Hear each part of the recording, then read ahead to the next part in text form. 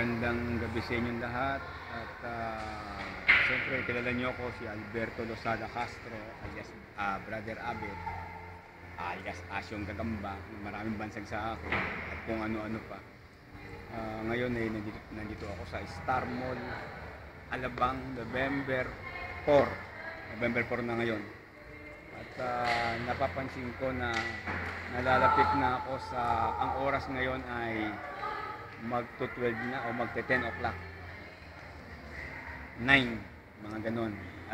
Ngayon napansin ko na nalalapit na ang aking whitewear, December 25 to January 1, basta sigurado na dyan sa party niya.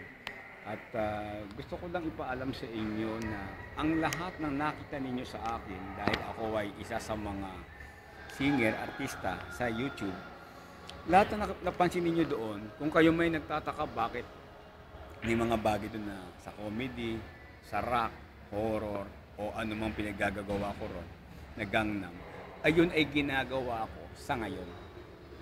At meron din doon sa Panginoon, di ba?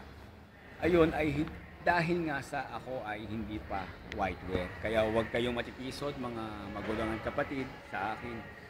Pero pagpatak ng whitewear ko, ang makikira lang sa akin ay tungkol sa Panginoon na lang, maaaring pag-awit na lang o pangangaral ng Ebanghelyo ng ating Panginoong Hesukristo.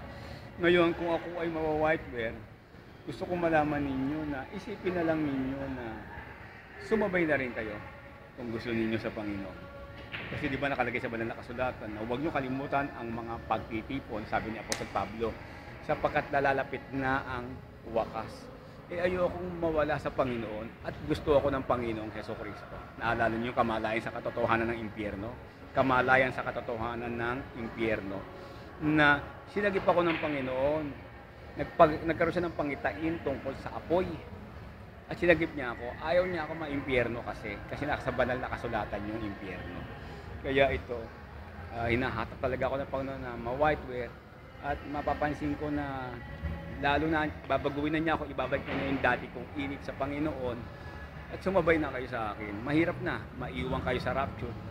Kaya ako ayokong maiwan sapagkat sabi ng ating Panginoong Hesukristo, kung kayo'y hiwalay sa akin, nakalagay sa Juan yun wala kayong magagawa. Kung gusto ninyong mangarap na lumigaya sa buhay, si Hesukristo lang ang ating pupuntahan sapagkat siya lamang ang tanging daan, katotohanan at ang buhay.